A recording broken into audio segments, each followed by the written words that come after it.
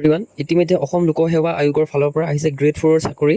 গতিকে প্ৰথমবাৰ আহিছে এইখিনি ভেকেঞ্চি আৰু ইয়াতে কিন্তু বহুতে এইবাৰ পৰীক্ষা সোনকালে দি চাকৰি ল'ব পাৰিব যদিহে আপুনি ADৰ কাৰণে প্ৰিপেৰেশ্যন কৰি আছে।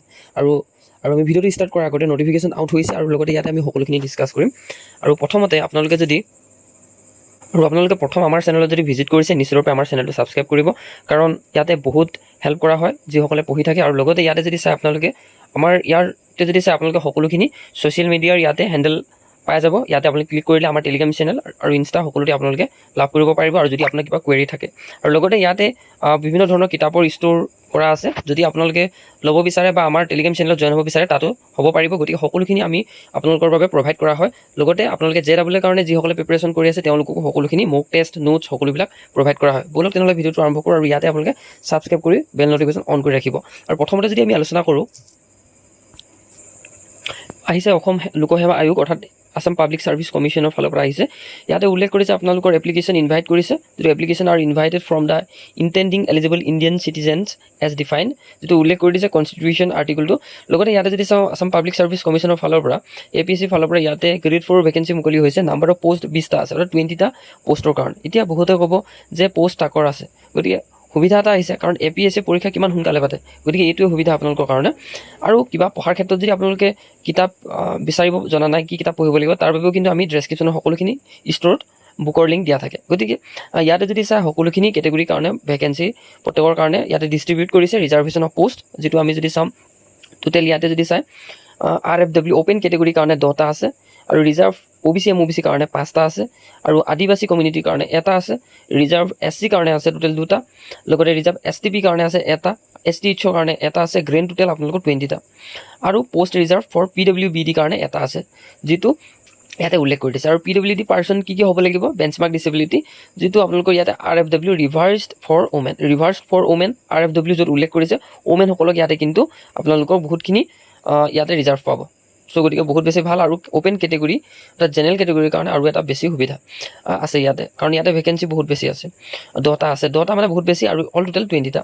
ইয়াতে যদি চাওঁ ষ্টাৰ্টিং ডেট হ'ব আপোনালোকৰ 10 তাৰিখ 9 মাহ 2025, ছেপ্টেম্বৰ মাহৰ 10 তাৰিখৰ পৰা হ'ব, আৰু ক্লজিং ডেট হ'ব 9 তাৰিখ 10 মাহ 2025, আৰু লাষ্ট ডেট পে'মেণ্ট এপ্লিকেশ্যনটো 11 তাৰিখ 10 মাহ 2025লৈকে থাকিব। অৰ্থাৎ এই 11 তাৰিখৰ ভিতৰত আপুনি পে'মেণ্ট কৰিব লাগিব যদি আপুনি এপ্লিকেশ্যন ফিজ দিব বিচাৰে। আৰু কেনেকৈ এপ্লাই কৰিব লাগিব সেইখিনি আমি চাম। লগতে ইয়াতে pay' scale, grade pay', order alliance ইয়াতে এড হ'ব। আসাম গভৰ্ণমেণ্টৰ যিটো এমপ্লয়মেণ্ট থাকে, এমপ্লয়িজৰ যিবিলাক ৰুল থাকে একেই হয়। পে' স্কেল, গ্ৰেড পে' আৰু অৰ্ডাৰ এলায়েন্স ইয়াতে এড হ'ব। লগতে পে' স্কেল কিমান হ'ব, ইয়াতে যদি চাওঁ 12,000 পৰা 52,000 টকা, আৰু গ্ৰেড পে' থাকিব আপোনালোকৰ 3,900 টকা। নেক্সট আপোনালোকৰ পে' বেন 1 হ'ব, এইটো পে' বেন 1 বুলি কোৱা হয়। ঠিক আছে। এলিজিবিলিটি ক্ৰাইটেৰিয়া কি হ'ব লাগিব, এতিয়া বহুতৰে এইখিনি সুধিব বহুতে, আমি 8 পাছ 10 পাছ হাই ছেকেণ্ডেৰী পাছ ইয়াত এপ্লাই কৰিব পাৰিমনে? নিশ্চয় পাৰিব। ইয়াত যদি গ্ৰেজুৱেট হয় তেতিয়া ইয়াতে নোৱাৰিব এপ্লাই কৰিবলৈ। প্ৰথমটো কথা, এলিজিবিলিটি ক্ৰাইটেৰিয়া যদি চাওঁ আমি, ইয়াতে আপোনালোকৰ domicile proofed a candidate must upload a copy of the valid permanent resident certificate, PRC দিব লাগিব, যিটো অসম এডুকেশ্যনেল পাৰ্পছৰ কাৰণে আমাৰ শিক্ষাত ব্যৱহাৰৰ কাৰণে যিখন PRC ব্যৱহাৰ কৰা হৈছে, আপোনালোকৰ যিখন PRC আছে সেই PRCখন ইয়াতে সকলোখিনি হ'ব। অথবা যদি আপোনালোকৰ PRC নাথাকে, এমপ্লয়মেণ্ট এক্সচেঞ্জ ৰেজিষ্ট্ৰেশ্যন চাৰ্টিফিকেটখন আপলোড কৰিলেও হ'ব। আৰু লগতে ইয়াতে for verification of education qualification employment exchange registration of Assam is mandatory, যিটো আমাৰ এমপ্লয়মেণ্ট এক্সচেঞ্জৰ যিটো আমি আপডেট কৰোঁ এইটো ভেৰিফিকেশ্যনটো মেণ্ডেটৰী বুলি কৈছে। আৰু ইয়াতে আপোনালোকে উল্লেখ কৰিছে এডুকেশ্যন কোৱালিফিকেশ্যন, ইয়াতে উল্লেখ কৰিছে qualification shall be minimum class 8 pass and maximum HSSLC pass, অৰ্থাৎ 12 পাছ। 8 পাছ আৰু 10 পাছ আৰু 12 পাছ কেণ্ডিডেট ইয়াতে এপ্লাই কৰিব পাৰিব বুলি উল্লেখ কৰিছে। আৰু and those who have education qualification higher than this maximum eligibility education qualification on the date of application shall not be eligible to apply. আৰু ইয়াতে আপোনালোকৰ যদি গ্ৰেজুৱেট হয়, আপোনালোকৰ কোৱালিফিকেশ্যন বহুত বেছি আছে, হায়াৰ হয়, তেতিয়া ইয়াতে এপ্লাই কৰিব নোৱাৰে, যিটো এজ পাৰ গভৰ্ণমেণ্ট নটিফিকেশ্যন নাম্বাৰটো উল্লেখ কৰিছে APB 29/2022 ডেট 15 মাৰ্চ। অৰ্থাৎ ইয়াতে আপলোড নেচেচাৰী ডকুমেণ্ট কি সকলোখিনি Annexure 1ত উল্লেখ কৰিছে। আৰু ইয়াতে যদি চাওঁ আমি কেণ্ডিডেটসকল ইয়াতে কৈছে 18 পৰা আপোনালোকৰ 40 বছৰ বয়সলৈকে পাৰিব, 40তকৈ বেছি হ'ব নালাগিব, যিটো এটা সীমিত ডেট দিছে 1 তাৰিখ 1 মাহ 2025। আৰু লগতে ইয়াতে যদি চাওঁ 5 বছৰ এজ ৰিলেক্সন পাব SC/ST কেণ্ডিডেটসকলে, অৰ্থাৎ 45 অৰ্থাৎ 45 বছৰলৈকে তেওঁলোকে ৰিলেক্সন ল'ব পাৰিব। লগতে 3 বছৰ OBC MOBC সকলে পাৰিব, আৰু টি ট্ৰাইব আদিবাসী কমিউনিটিসকলে পাৰিব, অৰ্থাৎ 43 বছৰ বয়সলৈকে এপ্লাই কৰিব পাৰিব। এতিয়া বহুতে সুধিব যে মোৰ 40 বছৰ বয়স হৈছে, মই এপ্লাই কৰিব নোৱাৰিম নেকি? পাৰিব, ইয়াত উল্লেখ কৰিছে 18 পৰা 40 বছৰ বয়সলৈকে, কিন্তু আপুনি SC হয় নে ST হয়, নে আপুনি OBC হয় নে MOBC হয়, তেনে ক্ষেত্ৰত আপোনালোক 45লৈকেও পাৰিব যদি SC ST হয়। যদি OBC MOBC বা টি ট্ৰাইব আদিবাসী কমিউনিটি হয় তেতিয়া আপোনালোকে 43 বছৰ বয়সলৈকে পাৰিব সুবিধা। আৰু পাৰ্চনেল উইথ ডিছেবিলিটি অৰ্থাৎ PWBD সকলে 10 বছৰলৈকে পাৰিব, যদি ইয়াতে উল্লেখ কৰি দিছে, অৰ্থাৎ 40 আৰু ইয়াতে 50 বছৰ বয়সলৈকে পাৰিব। আৰু লগতে এজ লিমিট আপোনালোকৰ উল্লেখ কৰি দিছে, age limit of the candidate will be calculated, যিটো আপোনালোকৰ SSLC অৰ্থাৎ মেট্ৰিকৰ চাৰ্টিফিকেটখনৰ এজটোৰ দ্বাৰা ইয়াতে কেলকুলেট কৰা হ'ব বুলি উল্লেখ কৰিছে, যিটো ৰিকগনাইজ স্কুল বোৰ্ড কাউন্সিল যিখন ইছ্যু কৰে তেনে পৰা তাৰ পৰা হ'লে হ'ব। আৰু ইয়াতে যদি চাওঁ আমি যিটো আপোনালোকৰ বাৰ্থ চাৰ্টিফিকেট ইছ্যুড বাই কম্পিটেণ্ট অথৰিটি, পেন কাৰ্ড, আধাৰ কাৰ্ড, ড্ৰাইভিং লাইচেঞ্চ এইখিনিও ইয়াতে গণনা কৰা হয়। আৰু লগতে যদি চাওঁ আমি PWBD কেটেগৰী কেণ্ডিডেটসকল ইয়াতে কি উল্লেখ কৰিছে, to the eligible for consideration under PWBD category, a candidate must possess benchmark disability 40% and must produce necessary certificate issued by the competent authority, অৰ্থাৎ যিখন অথৰিটি ফালৰ পৰা ইয়াতে চাৰ্টিফাইড হ'ব লাগিব, অৰ্থাৎ ইছ্যু কৰা হ'ব লাগিব, আৰু যিটো বেঞ্চমাৰ্ক ডিছেবিলিটি 40% হ'ব লাগিব, তেওঁলোকে ইয়াত এপ্লাই কৰিব পাৰিব।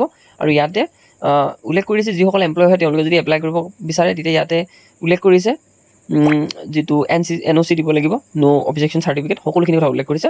আৰু এটা ইম্পৰ্টেণ্ট কথা, আপোনালোকে স্মল ফেমিলি নৰ্মছ দিব লাগিব। ইয়াৰ বাবে স্মল ফেমিলি নৰ্মছখন আমাৰ টেলিগ্ৰাম গ্ৰুপত পাব, বা আপুনি কণ্টেক্ট কৰিলেও আপোনাক দি দিয়া হ'ব যিখন PDF লিংকটো। এইটো কিন্তু বহুত বেছি ইম্পৰ্টেণ্ট হয়, গতিকে আপোনালোকে এপ্লাই কৰাৰ সময়ত স্মল ফেমিলি নৰ্মছখন উলিয়াই ল'ব লাগিব। তাৰ বাবে আমাৰ টেলিগ্ৰাম চেনেল অথবা গ্ৰুপত লাভ কৰিব। সেইকাৰণে মই ডেছক্ৰিপশ্যনত যে আপোনাক প্ৰথম দেখুৱাইছিলোঁ তাত আপোনালোকে ফ'ল' কৰি ল'ব, ছ'চিয়েল মিডিয়াকেইটা হেণ্ডেলখিনি ইয়াতে ফ'ল' কৰি ল'বৰ কাৰণে দিয়া হৈছে, যাতে আপোনালোকে সুধিব পাৰে ক'ত পাম। আৰু লগতে মোড অফ চিলেকশ্যন কেনেকুৱা হ'ব ইয়াতে যদি চাই, ইয়াতো কিন্তু এক্সাম হ'ব, আমি ডিটেইলকৈ আলোচনা কৰিছোঁ, ভিডিঅ'টো শেষলৈকে চাই থাকক, বহুত বেছি ইম্পৰ্টেণ্ট হয় যিহেতু। আৰু ইয়াতে selection will be made consisting of 2 phases as under, অৰ্থাৎ 2টা ফেজ হ'ব ইয়াতে এক্সাম। প্ৰথম ফেজত হ'ব আপোনালোকৰ যিটো কমিশ্যনে কণ্ডাক্ট কৰিব APSCয়ে screening test, OMR based, multiple choice question, অৰ্থাৎ MCQ আপোনালোকে MCQ থাকিব, আৰু শ্বৰ্ট লিষ্ট কৰিব নাম্বাৰ অফ কেণ্ডিডেটসকলক। আৰু ইয়াতে উল্লেখ কৰি দিছে কি থাকিব। ফাৰ্ষ্ট ফেজত এথমেটিক 20 মাৰ্কছ থাকিব, GK 20 মাৰ্কছ থাকিব, আছাম স্পেচিফিক আহিব, অসমৰে চাব লাগিব, আৰু ৰিজনিং 20 মাৰ্কছ আহিব, ছ'চিয়েল চায়েন্স 20 মাৰ্কছ আহিব, ছায়েন্স 10 মাৰ্ক আহিব, এলিমেণ্টাৰী ইংলিছ আহিব 10 মাৰ্কছ। আৰু ষ্টেণ্ডাৰ্ড কি থাকিব, অৰ্থাৎ আপোনাৰ 6, 7, 8 সেই ষ্টেণ্ডাৰ্ডত ফ'ল' কৰিব এই ছাবজেক্টখিনি। আৰু এইখিনি যদি আপুনি ভালকৈ পঢ়ে তেতিয়া আপুনি পাছ কৰিব পাৰিব, যদি ক্লাছ 6, 7, 8 কিতাপবিলাক চাই ভালকৈ পাছ কৰিব পাৰিব। গতিকে ডিউৰেশ্যন এণ্ড মাৰ্ক 2 ঘণ্টা থাকিব, আৰু মাৰ্ক 100 থাকিব। ইয়াৰ বাবে যদি আপোনালোকক এক্সট্ৰাকৈ কি চাব লাগে সেইখিনি যদি জনাব লাগে নিশ্চয় কমেণ্ট ছেকশ্যনত জনাব, আমাৰ গ্ৰুপত জইন হ'লে আপোনালোক সকলোখিনি দি দিয়া হ'ব। নেক্সট পেজত আপোনালোকৰ ইণ্টাৰভিউ হ'ব, যিটো on the basis of the performance in phase 1। Phase 1ৰ পাৰফৰ্মেঞ্চটো চাই আপোনালোকৰ ফেজ 2 হ'ব, যদি আপুনি পাছ কৰে ফেজ 1ত, ফেজ 2ত মাতিব। Candidate will be call for interview phase 2, অৰ্থাৎ আপোনালোকৰ কেণ্ডিডেটসকলক মাতিব ইণ্টাৰভিউৰ কাৰণে যিসকলে প্ৰথম ফেজত পাছ কৰিব, আৰু তেওঁলোকক 1:5 ৰেচিঅ'ত কিন্তু ইয়াতে আপোনালোকৰ ইয়াতে চিলেক্ট কৰিব, গতিকে 1:5 হ'ব। গতিকে আপোনালোকে গম পাইছে 20টাহে পোষ্ট আছে, ইয়াৰ কাৰণে 1:5 কৰিব, এটা পোষ্টৰ কাৰণে 5জন কেণ্ডিডেটক মাতিব, অৰ্থাৎ গম পালে আপোনালোকে। ইয়াতে নেক্সট এপ্লিকেশ্যন ফিজ নীল, কোনো ধৰণৰ এপ্লিকেশ্যন ফিজ ইয়াতে দিব নালাগে। আৰু ইয়াতে যদি চাই যিটো আপোনালোকৰ উল্লেখ কৰে জেনেৰেলসকলে ইয়াতে দিব লাগিব আপোনালোকৰ প্ৰচেছিং ফিজহে দিব লাগিব 47.20, টোটেল এমাউণ্ট 47.20, OBC MOBC 47.20, আৰু SC ST BPL PWBD সকলে 47.20। এতিয়া ইয়াতে এপ্লিকেশ্যন ফিজটো নীল বুলি লিখিছে, কিন্তু প্ৰচেছিং ফিজ হয়, এইটো চাৰ্জড হয়, যিটো CSC বা SPV সকলে CSC চেণ্টাৰে যিসকলে আপোনালোক অনলাইন কৰি দিব তেওঁলোকৰ কাৰণে এইটো এটা প্ৰচেছিং ফিজ চাৰ্জড হয়, গতিকে এইটো ল'ব। সেইকাৰণে সকলো কেটেগৰীৰ কাৰণে একেই ইয়াতে ফিজটো ৰাখিছে। গতিকে এইখিনি আছিলে ইয়াৰ বেছি ইম্পৰ্টেণ্ট কথাখিনি। আৰু এপ্লিকেশ্যন সম্পূৰ্ণকৈ ভালকৈ কৰিব যাতে ৰিজেকশ্যন হয়, ইয়াতে উল্লেখ কৰি দিছে সকলোখিনি কথা। কেনেকৈ এপ্লাই কৰিব ইয়াৰ কাৰণে APSC recruitment.in ভিজিট কৰিব লাগিব। আৰু ইয়াতে যিটো আপোনালোকৰ mode of application will be accepted, ৱেবছাইটৰ দ্বাৰা একচেপ্ট কৰিব, অৰ্থাৎ অনলাইনে হ'ব। ইয়াতে যিটো গ্ৰেড 4 বাটনত ক্লিক কৰিব লাগিব, ৰেজিষ্টাৰ হ'ব লাগিব। ইয়াৰ বাবে সকলোখিনি আপোনালোকক দি দিয়া হ'ব ইম্পৰ্টেণ্ট কথাখিনি। আৰু যদি পঢ়াৰ বিষয়লৈ কিবা বস্তু আপোনালোকৰ দৰকাৰ হয় তেতিয়া নিশ্চয়ৰূপে ইয়াতে আমাৰ চেনেলটোত জইন হৈ থাকিব, বা আপোনালোকে নিজেও সুধিব পাৰে। গতিকে ইমানেই আছিলে ইনফৰমেশ্যন, মই সকলোখিনি ডিটেইল আপোনালোকক যিমানখিনি ইম্পৰ্টেণ্ট আছিলে জনাই দিলোঁ। আৰু ডাইৰেক্ট ৰিক্ৰুইটমেণ্ট যিখিনি আপোনালোকৰ উল্লেখ কৰিছে examination decide to conduct examination ক'ত হ'ব এক্সামিনেশ্যনটো আপোনালোকৰ depending upon the number of candidate against the district shown below, অৰ্থাৎ যিখিনি APSC ফালৰ পৰা গ্ৰেড 4 ভেকেঞ্চি আহিছে এইখিনি এক্সামটো ক'ত হ'ব প্ৰথমতে আমি সেইখিনি চাওঁ, তাৰপিছত সকলোখিনি কথা ডিছকাছ কৰি আছোঁ। শিলচৰ নেম অফ জোন শিলচৰ, যিটো হাইলাকান্দি, শ্ৰীভূমি এণ্ড কাছাৰ, যিটো আপোনালোক cover under the Jones district এইখিনি ডিষ্ট্ৰিক্টত হ'ব শিলচৰ যিসকলে এপ্লাই কৰিব। যোৰহাটৰ ক'ত হ'ব গোলাঘাট, ডিব্ৰুগড়, যোৰহাট, মাজুলী, চৰাইদেউ, শিৱসাগৰ এণ্ড তিনিচুকীয়াত হ'ব। যিসকল আৰু লগতে নগাঁও, ডিমা হাছাও, হোজাই, নগাঁও এনেধৰণে দেখিছে। তেজপুৰ, বিশ্বনাথ, ধেমাজি, লখিমপুৰ, শোণিতপুৰ এণ্ড ওদালগুৰি। আৰু কোকৰাঝাৰ জোনত যোনে এপ্লাই কৰে তেওঁলোকে বঙাইগাঁও, চিৰাং, ধুবুৰী, গোৱালপাৰা, কোকৰাঝাৰ, চাউথ চালমাৰা, মানকাছা ইয়াত হ'ব এক্সামটো।